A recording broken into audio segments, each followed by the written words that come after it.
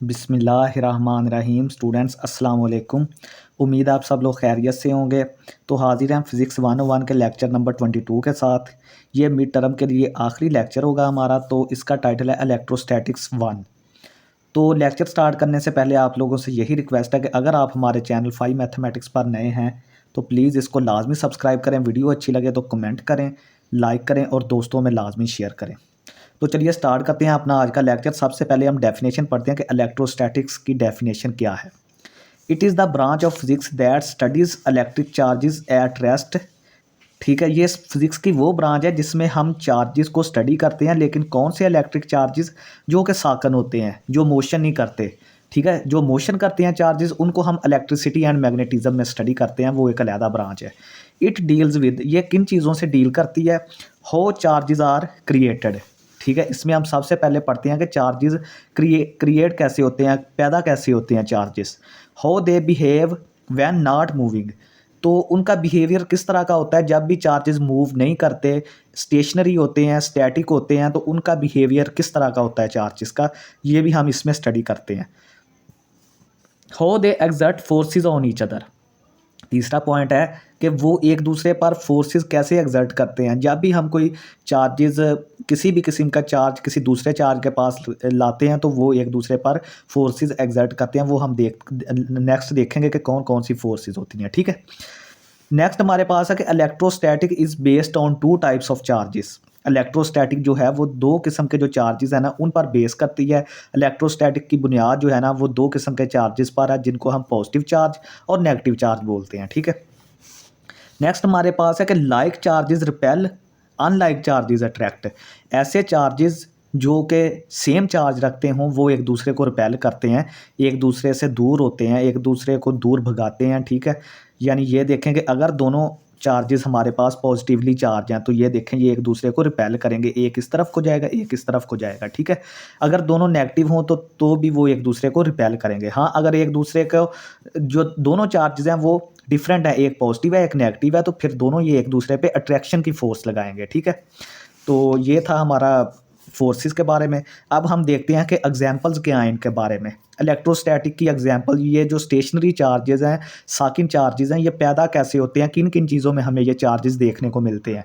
सबसे पहले है कि rubbing a balloon on hairs. जब भी आप कोई फूला हुआ गुब्बारा जो है अपने बालों पर रगड़ते हैं तो मतलब उसमें जो है वो पॉजिटिवली चार्ज पार्टिकल, जो पॉजिटिव चार्ज पैदा हो जाता है। फिर आप उसे किसी दीवार के साथ या किसी भी चीज़ के साथ लगाते हैं तो वो उसके साथ चिमट जाता है। तो वो इसी वजह से है कि जो दीवार या दूसरी चीज़ होती है वो नेगेटिवली चार्ज होती है, वो पॉजिटिवली चार्ज होता है, तो वो एक दूसरे से चिमट जाते हैं।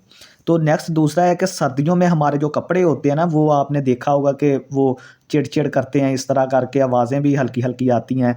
वो ड्यू टू इलेक्ट्रोस्टैटिक चार्जेस होते हैं। वो किस तरह के, जब कपड़े आपस में रगड़ खाते हैं तो वो अपोजिट चार्जेस गेन कर लेते हैं। रगड़ खाकर वो एक दूसरे से मतलब अपोजिटली चार्ज हो जाते हैं, वो फिर एक दूसरे को अट्रैक्ट करते हैं, जिसकी वजह से वो आवाज़ें और कपड़े जो हैं वो मतलब चिमट जाते हैं एक दूसरे के साथ, इस तरह करके ना। नेक्स्ट हमारे पास है लाइटनिंग स्ट्राइक। जब भी जो हमारे क्लाउड्स होते हैं, जब उनकी रगड़ पैदा होती है ग्राउंड के साथ, अर्थ के साथ, तो वो भी मतलब जो है वो चार्ज पैदा होता है। फिर इस तरह होता है कि मतलब वो जब चार्ज जो है वो उसकी इलेक्ट्रिक फील्ड जब हद से ज़्यादा बढ़ जाती है तो जो एयर होती है वो ब्रेक डाउन होती है, जिसकी वजह से फिर लाइटनिंग स्ट्राइक जो हमें आसमान में बिजली चमकती हुई जो है वो नज़र आती है, जिसमें बहुत ज़्यादा चार्जेस होते हैं, बहुत ज़्यादा ख़तरनाक होती है ये चीज़ों के लिए। नेक्स्ट है PCs of paper attracted by a charged comb.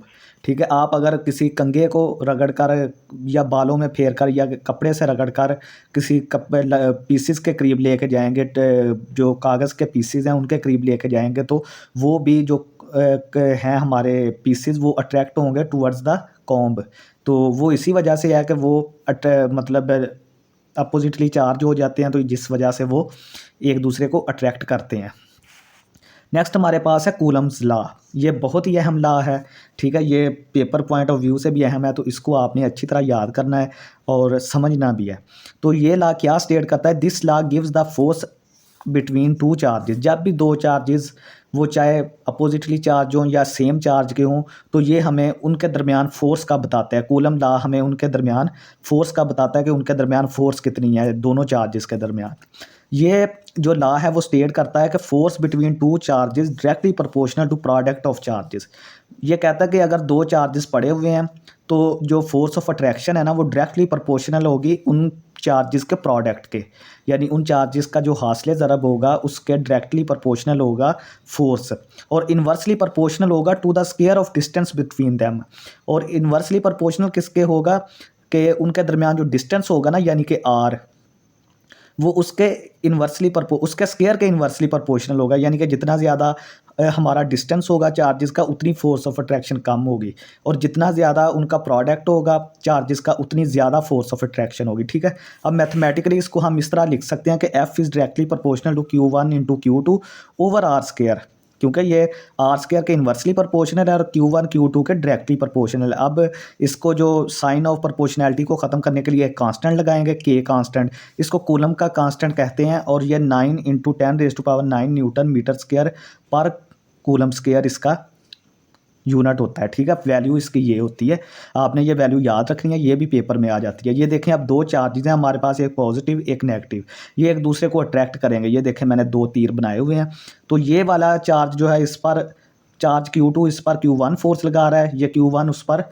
Q2 पर F12 लगा रहा है। ये दोनों फोर्सेस बराबर है, मैग्नीट्यूड में F के बराबर हैं। ठीक है, तो अगर हम जो है वो इनको यूनिट वेक्टर की फॉर्म में, यहाँ पे जो K है ना वो उसकी वैल्यू होती है 1/4πε0। ठीक है, K की वैल्यू ये होती है, इसकी जगह पे आप ये न्यूमेरिकल वैल्यू भी रख सकते हैं। ठीक है, वो ज़रूरत के मुताबिक हम जिस तरह हमें जो ज़रूरत होगी हम वो रख सकते हैं। ठीक है, तो यहाँ पे देखेंगे F12 और F21 दोनों की मैग्नीट्यूड सेम है और ये F के बराबर है।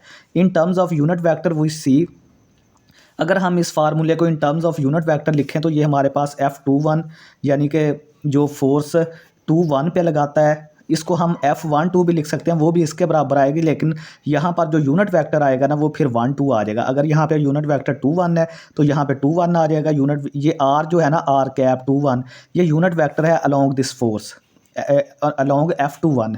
ठीक है, ये यूनिट वेक्टर है। तो यूनिट वेक्टर हमारे पास क्या होता है कि अगर आप एक्चुअल वेक्टर को उसकी मैग्नीट्यूड से डिवाइड करते हैं तो वो हमारे पास यूनिट वेक्टर आ जाता है।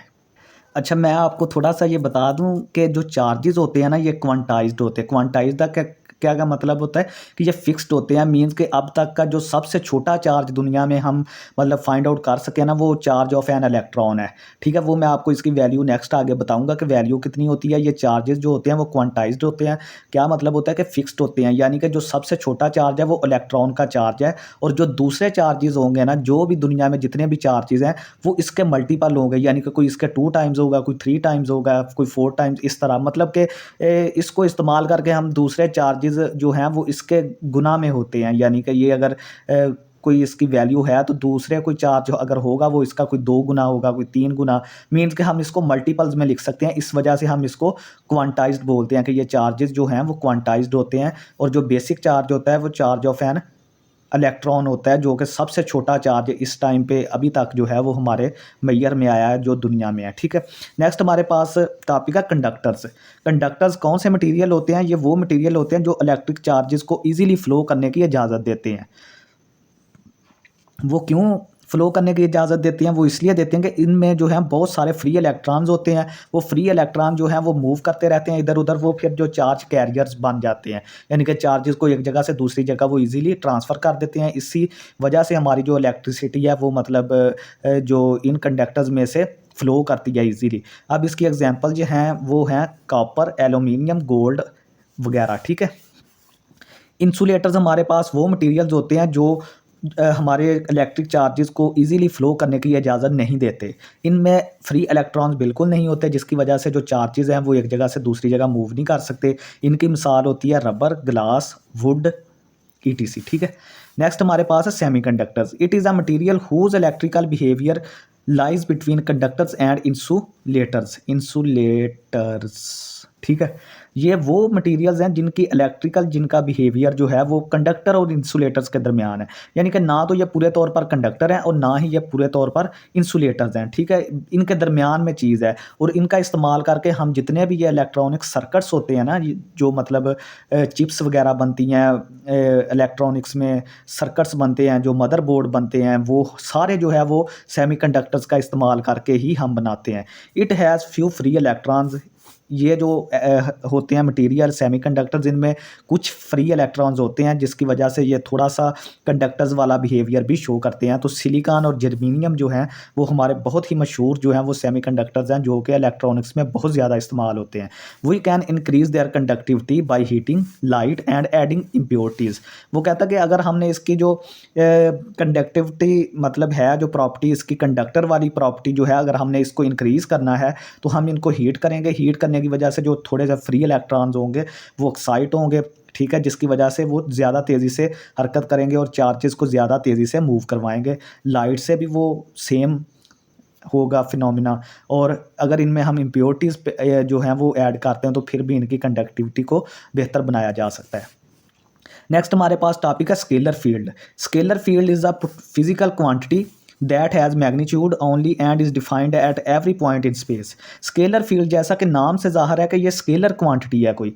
फील्ड का क्या मतलब है कि ये अगर हम किसी स्पेस में या मतलब जो भी हमारे पास अगर कोई चार्ज है तो उसके इर्द गिर्द एक फील्ड पैदा होती है, या हमारे पास कोई जो मतलब जिस हिस्से स्पेस के हिस्से को हम स्टडी कर रहे हैं ना, उस स्पेस में जो है वो स्केलर फील्ड का जो स्केलर फील्ड एक ऐसी क्वांटिटी होगी जो सिर्फ मैग्नीट्यूड रखेगी, इसकी डायरेक्शन कोई नहीं होगी, ठीक है। तो इसकी जो सबसे आम मिसाल है ना वो हमारे पास होती है इलेक्ट्रिक पोटेंशियल, जिसको हम वी से रिप्रेजेंट करते हैं, जिसको हम वोल्ट्स भी बोलते हैं, ठीक है। वोल्ट्स हमारे पास इसका फार्मूला होता है के कांस्टेंट हमारा q over r, it is a scalar field, ठीक है।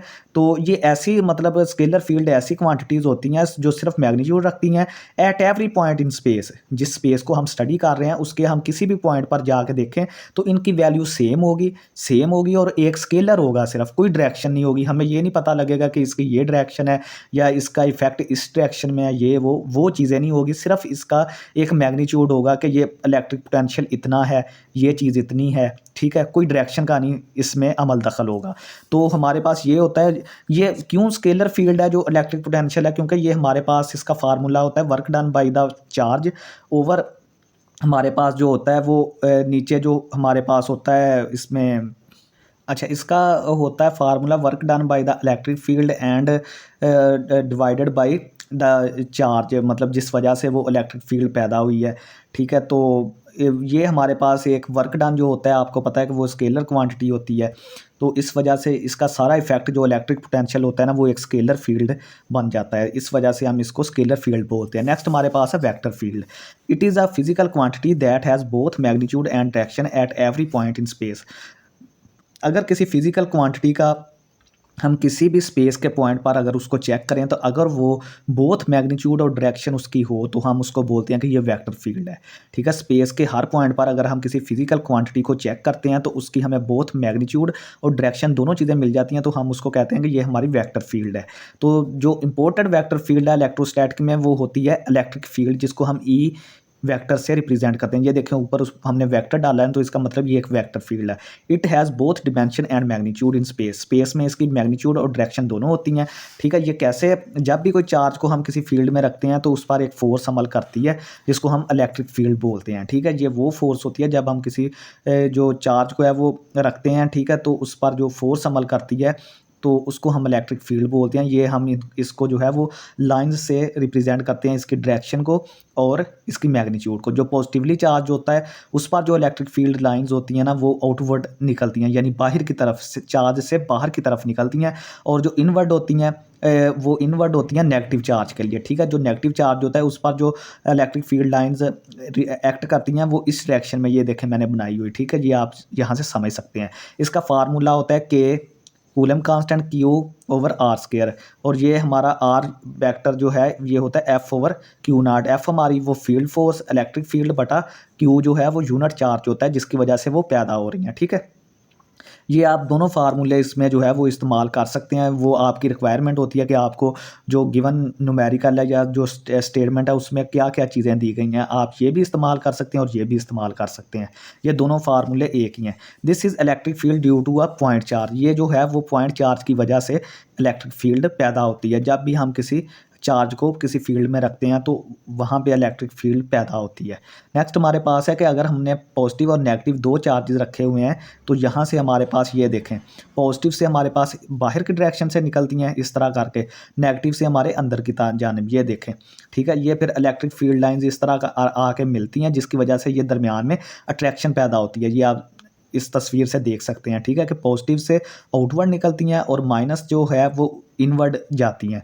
तो इस वजह से ये जो है इनके दरमियान अट्रैक्शन होती है और यहाँ पे अंदर की तरफ ये इनकी ये वाली डायरेक्शन होती है, ये मैंने जो बनाई हुई है, ठीक है।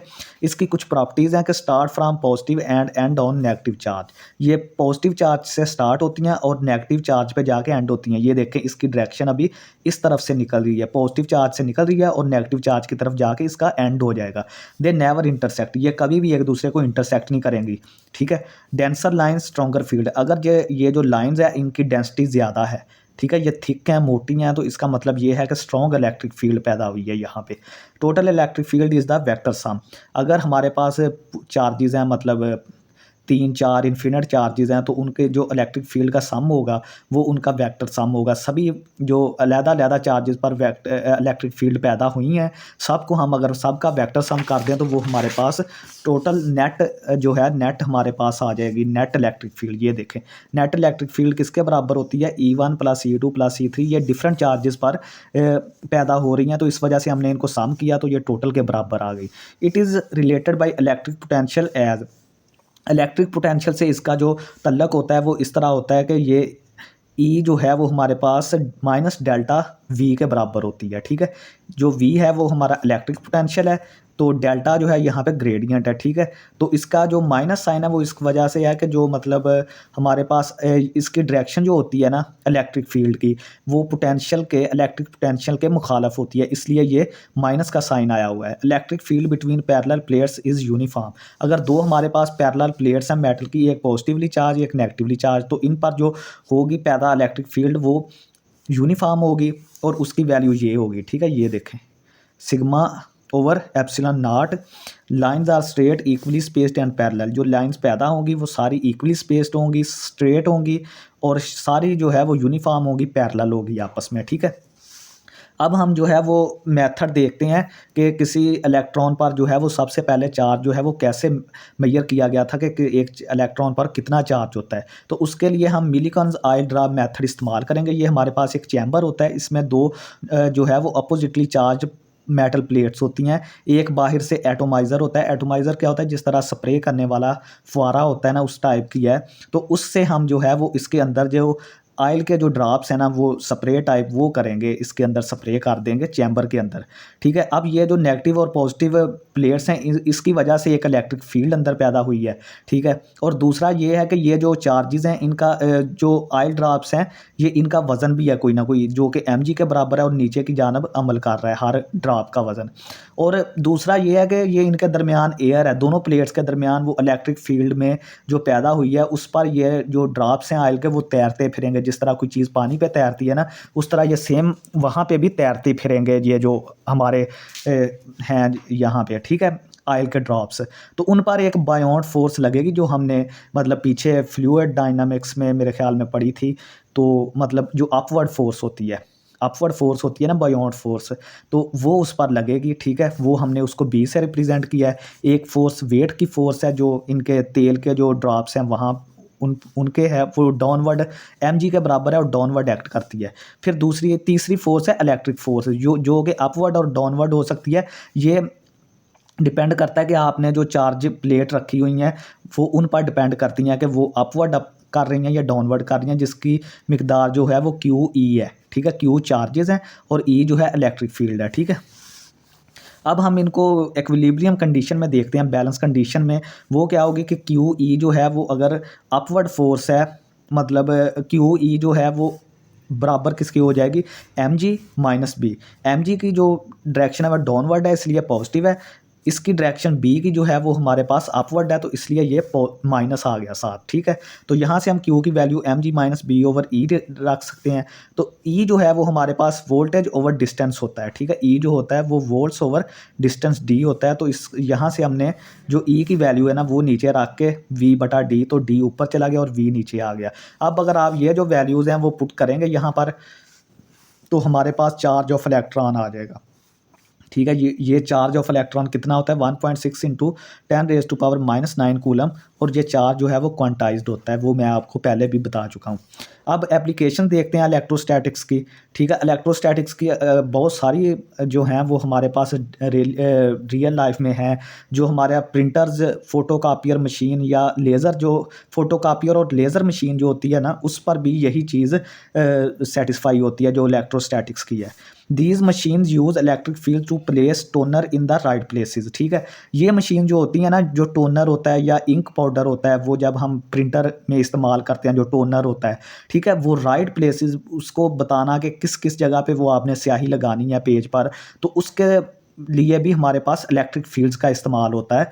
तो राइट प्लेसेस पर अगर हमने वो स्याही को गिराना है तो उसके लिए इलेक्ट्रिक फील्ड्स का इस्तेमाल होगा। तो जो नीचे ड्रम होता है ना वो चार्ज होता है वहाँ पे, ठीक है। तो लेज़र जो है वो change charge on certain spots, ठीक है। वो जो मतलब हमारा पेज होगा, उसका जो लेज़र होगा वो उस पर जो डिफरेंट चार्जेस होंगे उनको चेंज करेगा, मतलब उनको डिफरेंटली चेंज करेगा, डिफरेंट स्पॉट्स पर उनको चेंज कर देगा। फिर वो जहाँ पर चेंजिंग हुई होगी, इलेक्ट्रिक फील्ड जो है वो अट्रैक्ट करेगी टोनर को या इंक को, तो वो जो स्पॉट्स होंगे उस पर वो इमेज बना देंगे, ठीक है। यहाँ पर जहाँ पर वो लेज़र ने चेंजिंग की होगी ना, वहाँ पर फिर वो जो इलेक्ट्रिक फील्ड होगी वो स्याही को गिराएगी या वहाँ पे फेंकेगी स्याही को, तो वो हमारी जो रिक्वायर्ड इमेज है वो फॉर्म हो जाएगी, ठीक है। नेक्स्ट हमारे पास है इलेक्ट्रिक डाइपोल। इलेक्ट्रिक डाइपोल क्या होता है? It consists of two equal and opposite charges plus q and negative q separated by distance 2a। ये एक ऐसा हमारे पास, जिस तरह डंबल नहीं होते, ठीक है, डंबल के एक साइड पे एक वेट, दूसरे पे दूसरा, तो इसी तरह ये हमारे पास एक साइड पे प्लस क्यू चार्ज और दूसरे साइड पे माइनस क्यू चार्ज होता है। और ये एक डिस्टेंस है, जिस तरह वो उसमें पाइप सा लगा होता है ना, तो इसमें भी ये देखें डिस्टेंस 2a होता है, ठीक है। और ये डिस्टेंस r है, ये भी r है, तो ये भी r डिस्टेंस है, ठीक है। इसको हम जो है वो बोलते हैं एक्सियल डिस्टेंस, ये वाला एक्सियल एक्सिस, और ये वाली जो है वो इक्विलेटरल एक्सिस हैं, ठीक है।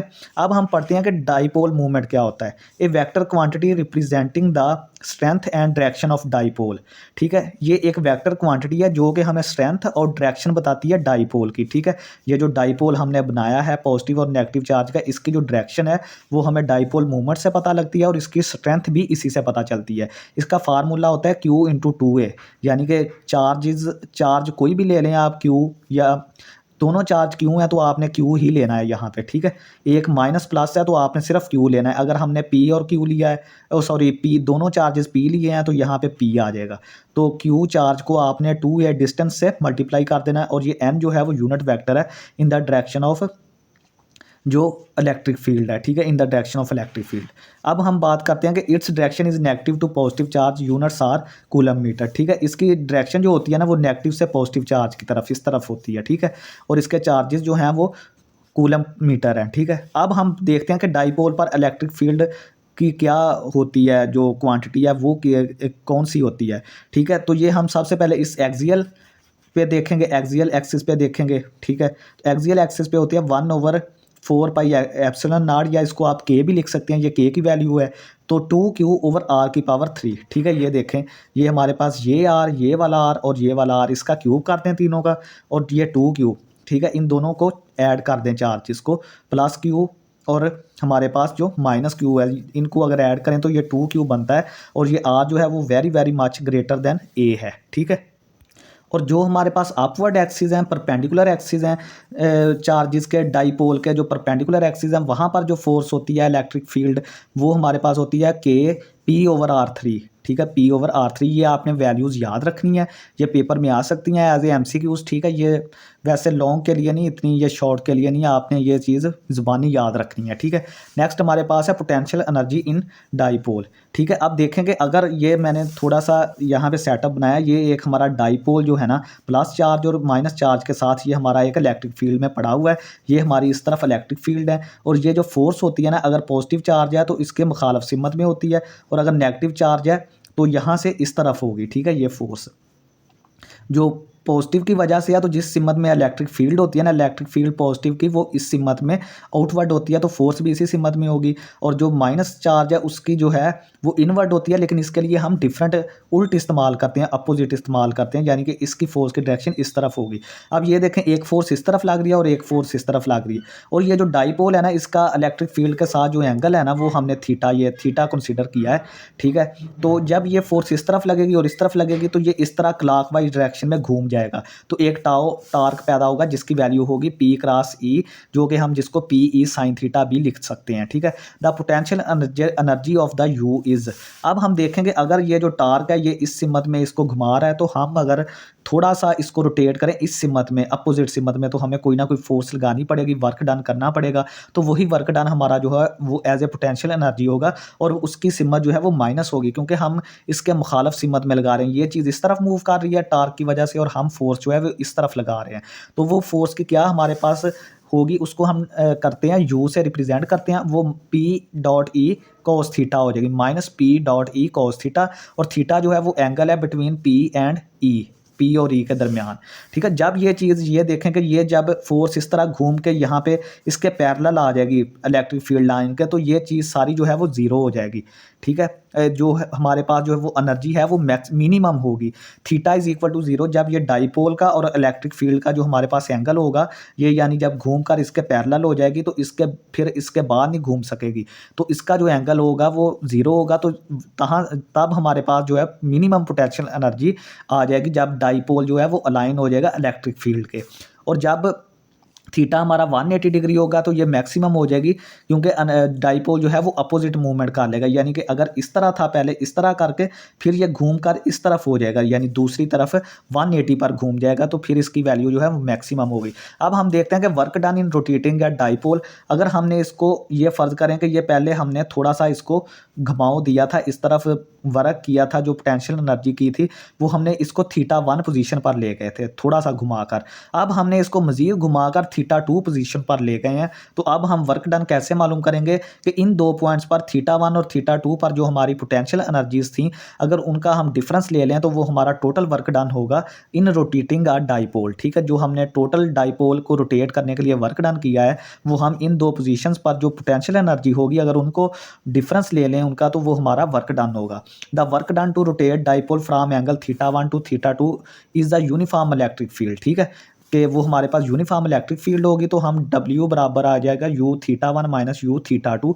अब U θ1 के लिए हमारी वैल्यू ये देखें, यहाँ पे हमने U की वैल्यू ये पड़ी थी थीटा के लिए, तो अब θ1 आ गया, तो यहाँ पे θ1 लगा दें, तो अब θ2 यहाँ पे आ गया, तो यहाँ पे PE cos θ2 आ गया। और दूसरा जो हमारे पास है कि यहाँ पे माइनस था ना, एक माइनस इसके साथ भी आना था, तो ये जो माइनस माइनस है दरमियान में प्लस हो गया। और अब जो वर्क डन होगा वो आप क्या करें, दोनों में से PE कॉमन ले लें, ये cos थीटा जो है वो इस तरफ आ जाएगा, ठीक है। ये देखें यहाँ पे भी cos थीटा आएगा, cos θ1, ठीक है। ये यहाँ पे cos θ2 माइनस cos θ1 आ जाएगा, PE हमने दोनों में से कॉमन ले लिया। अब θ2 की वैल्यू है 90 डिग्री और θ1 की वैल्यू है 90 डिग्री और θ2 की वैल्यू है 0 डिग्री, ठीक है। वो आप इसमें पुट करें, वो पुट करके PE एक की वैल्यू 1 आती है 90 पर और एक की 0 आती है 0 पर, ठीक है। तो 1 माइनस 0, ये PE is equal to PE आ जाएगा। तो ये हमारा टोटल वर्क डन है जो हम के रोटेट करने में हमने किया, डाइपोल को रोटेट करने में, ठीक है। उम्मीद है आपको इसकी समझ आई होगी। तो लेक्चर हमारा ख़त्म हो गया है। अगर हमारा चैनल पर आप नए हैं तो प्लीज़ चैनल को लाजमी सब्सक्राइब करें। तो यही हमारी मोटिवेशन है ताकि नेक्स्ट लेक्चर भी हम अपलोड करते रहें। बहुत शुक्रिया स्टूडेंट्स, अल्लाह हाफिज़।